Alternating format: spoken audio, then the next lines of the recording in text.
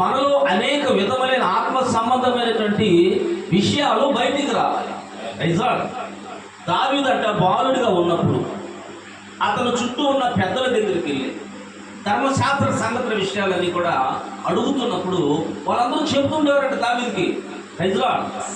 అలాగే నీ ఆత్మ సంబంధ జీవితంలో నీకు 2 సంవత్సరాలు 3 సంవత్సరాలు 4 సంవత్సరాలు 5 సంవత్సరాలు 6 సంవత్సరాలు అనుభవం ఉందనుకోండి, నిన్ను ఎవరైనా తట్టి అడిగినప్పుడు నీ నుంచి అనేక విషయాలు బయటికి రావాలి. అనేక విషయాలు అలా రానప్పుడు నీలో ఏమీ లేదంటే ఫలభరితమైన జీవితము లేదు. ఎక్కడ ఫలించాలి?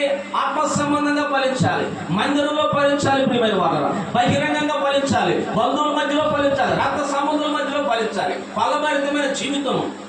ప్రతి ఒక్కరు మనల్ని ఏం చేస్తుంటారంటే, క్రైస్తవులు కదా, గమనిస్తూ ఉంటారు మనల్ని.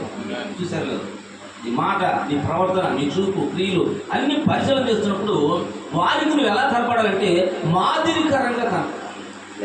వారు నిజమైన క్రైస్తవులు. ప్రతి ఆదివారం మందిరికి వస్తున్నాండి, బల్లో చేస్తున్నాండి, నెలకోసారి ఏదైనా సాక్ష్యం చెప్తున్నామండి, ఏవో కార్యక్రమాలు చేస్తున్నారంటే అది పై భక్తి. మెయిన్ ఏంటంటే అంతరంగం శుద్ధీకరించబడాలి, ఆత్మ సంబంధం ఎదుగుతూ ఈ కార్యాలు చేయాలి. లేకపోతే మనం ఏమవుతామంటే వేషధారులం అయిపోతాం. ప్రియమైన దేవుని బిడ్డలారా, చూడండి, ఒక మాటను ధ్యానం చేద్దాం. అపోస్తలుడైన పౌలు హెబ్రీయులకు రాసిన పత్రికలో ప్రభువైన యేసుక్రీస్తు వారి గురించి ఒక శ్రేష్టమైన మాట 5వ అధ్యాయము 7వ వచనం చదువుదాం.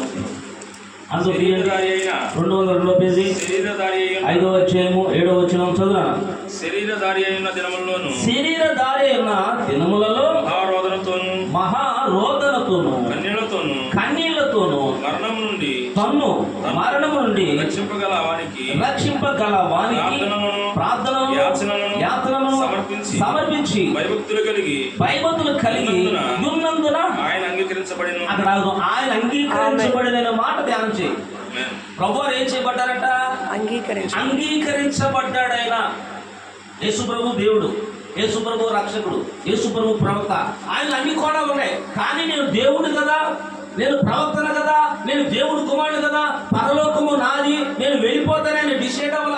ఆయన భూమి మీదకి మనవలే వచ్చి తండ్రి ఎదుట, దేవుని ఎదుట అంగీకరించబడటానికి గొప్ప కార్యాలు చేశాడు. ప్రియమైన వారలారా, రైతుల అనేకమైన గొప్ప కార్యాలు చేశాడు. ప్రియమైన వారలారా,